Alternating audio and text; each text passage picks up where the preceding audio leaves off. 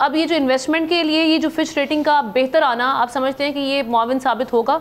और साथ ही साथ ये जो अभी बलूचिस्तान के हालात बेहतर करने के लिए वज़ीर आज़म साहब ने बड़ी गुड इंटेंट दिखाई है, अपनी शो की है, और उन्होंने कहा जी अवाम जो है वो कुर्बानी दे दे इस सिलसिले में, इस फैसले को कैसे देख रहे हैं आप? नहीं देखें, यहाँ तक रेटिंग इम्प्रूव होने का ताल्लुक है तो इस वक्त चूंकि हमने पांडा बॉन्ड और बहुत सारे बॉन्ड्स को हम रेज करने की बात कर रहे थे, तो ये रेटिंग का थोड़ा सा इम्पैक्ट वहाँ पर आएगा कि आपको जब आप इंटरनेशनल मार्केट में बोरोइंग करने जाएंगे तो आपको थोड़े से जो बोरोइंग रेट्स वो बेहतर मिल जाएंगे। तो इसका इस हद तक आपको इम्पैक्ट आएगा। जहाँ तक ये है आपका इंटरनेशनल बोरोइंग का, चूंकि हम मजीद लोन तो ले चले जा रहे हैं, हमने अभी लोन लेना बंद तो नहीं किया इंटरनेशनल मार्केट से। दूसरी चीज़ ये आता है कि इन्वेस्टमेंट का ताल्लुक है। देखें, इन्वेस्टमेंट का ताल्लुक जो है, स्पेशली हम जब फॉरेन डायरेक्ट इन्वेस्टमेंट की बात करते हैं, उसका दारोमदार बहुत सारी चीज़ों के ऊपर होता है, कोई एक फैक्टर नहीं है। इस वक्त पाकिस्तान में इंटरेस्ट रेट हाईएस्ट है। इस वक्त पाकिस्तान का पूरे रीजन में जो टैक्स है वो टैक्स हाईएस्ट टैक्स रेट है पाकिस्तान का। इसी तरह आप ये देखें, हमारे जो फॉरेन एक्सचेंज के रिजर्व्स हैं वो भी अभी बस ओके से ही हैं।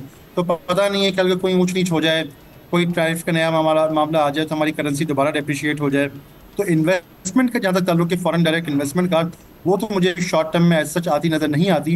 हो सकता है कुछ स्ट्रैटेजिक लेवल पे गवर्नमेंट से कुछ इन्वेस्टमेंट आ जाए, लेकिन उसका ताल्लुक वो कमर्शियल नहीं होता, वो स्ट्रैटेजिक रिलेशंस को इस्तेमाल करके शायद कुछ हम इन्वेस्टमेंट जो है मुख्तलिफ चीज़ों में मोबिलाइज कर सके। लेकिन हम देख रहे हैं पिछले कई सालों से हम इन्वेस्टमेंट की बात कर रहे हैं, चूँकि हमारे पास कोई इन्वेस्टमेंट के लिए मजबूत स्ट्रैटेजी नहीं है, हमारे पास हमारे फंडामेंटल भी सपोर्ट नहीं करते, हमारा बिजनेस इन्वायरमेंट भी सपोर्ट नहीं करता, इसलिए इन्वेस्टमेंट आई भी नहीं है और मुझे मुस्तकबिल करीब में कोई मेजर एफडीआई आती नज़र भी नहीं आती, नंबर वन। जहाँ ताल्लुक है तरक्याती पैकेजेस का, देखें तरक्याती पैकेज या बलूचिस्तान की डेवलपमेंट के बेसिकली मुख्तलिफ डेवलपमेंट पैकेजेस हैं। तो पिछले न जाने कब से हम सुन रहे हैं इन चीज़ों के बारे में। बलूचिस्तान के जो हालात वो भी हमारे सामने हैं, इंटीरियर के जो हालात हैं, सोशो इकनॉमिक डेवलपमेंट वो भी हमारे सामने हैं। तो मैं समझता हूँ कि अगर कोई पैसे की एलोकेशन हुई भी तो जो इससे पहले के तरक्याती पैकेजेस हैं इसका भी वही हाल होगा। जहाँ किसी चीज़ है पेट्रोलियम डेवलपमेंट लेवी की जो यानी पीडीएल आप लगाया गया है, ऑप्टिमिस्टिक नहीं है? देखिए हमारी अच्छा। नहीं, मैं तो देखिए इसको ऐसे देखता हूँ कि कोई नई चीज़ तो नहीं है ना, इम्प्लीमेंटेशन होगी फिर देखेंगे। आज तक इम्प्लीमेंटेशन हुई, कई सारे पैकेजेस अनाउंस हुए ना, बलूचिस्तान पैकेज, फलाने पैकेज, तरक्याती पैकेज अनाउंस, असल तो इम्प्लीमेंटेशन में होता है। जी। हाँ, अगर अगले साल 2 साल 3 साल में हमें कोई इम्प्लीमेंटेशन नजर आती है तो बहुत खुशाइन बात है।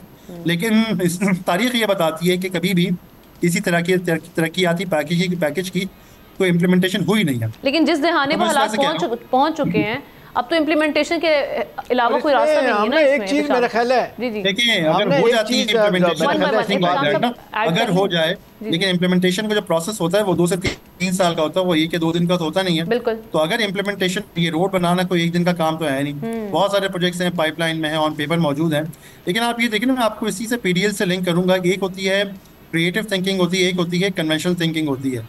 पाकिस्तान की कन्वेंशनल थिंकिंग हमेशा ये रही है कि जो लोग टैक्स नेट के अंदर मौजूद हैं उन पर मजीद टैक्स लगाया जाए। हमारी हर गवर्नमेंट ने यही काम किया है, सैलरी क्लास का टैक्स बढ़ा दें, इनडायरेक्ट टैक्सेस बढ़ा दें, बजाय इसके कि हम अपने टैक्स की बेस को बढ़ाएं। आईएमएफ भी कहता रहा है, लेकिन आईएमएफ का मेन कंसर्न ये है कि आप मजीद टैक्स कलेक्ट करके दें।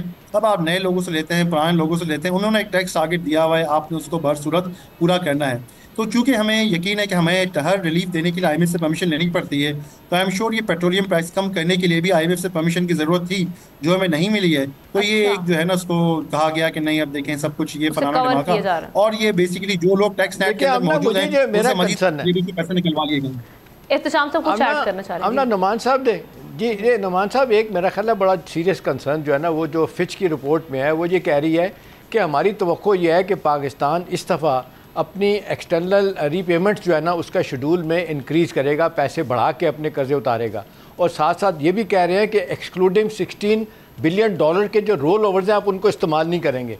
ये चाइना के साथ भी आपने देखा, अपना अमरीका ने ये एक शर्त लगाई थी कि हम जो IMF से आप कर्जा ले रहे हैं, चाइनीज़ कर्जे नहीं उतारेंगे।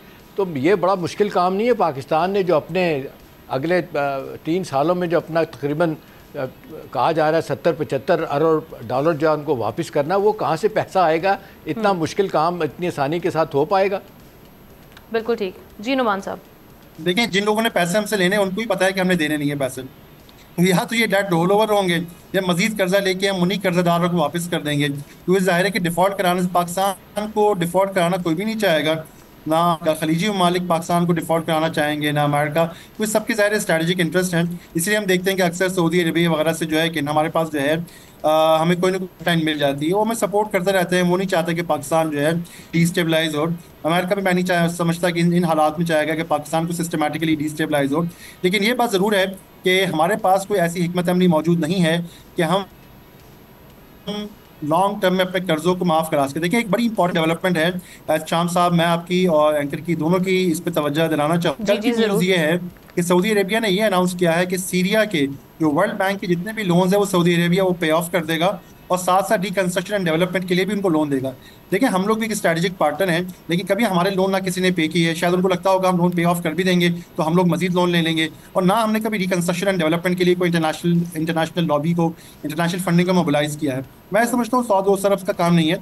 अगर हमने वाकई जो है बलूचिस्तान की या बाकी मुल्क के इलाकों की रिकंस्ट्रक्शन एंड डेवलपमेंट करनी है तो बिल्कुल इंटरनेशनल लेवल पे ट्रांसपेरेंट मैनर में specialised institution for reconstruction and development create करके हमने इस पर काम करना होगा। वरना जो है ये सिर्फ नारे रह जाएंगे। हमें भी पता है, आपको भी पता है कि पाकिस्तान में जो तरक्याती पैकेजेस का जो पहले हाल हुआ, इस मतलब भी वही होगा। जो टैक्स नेट पहले भी नहीं बढ़ा, अभी भी नहीं बढ़ा।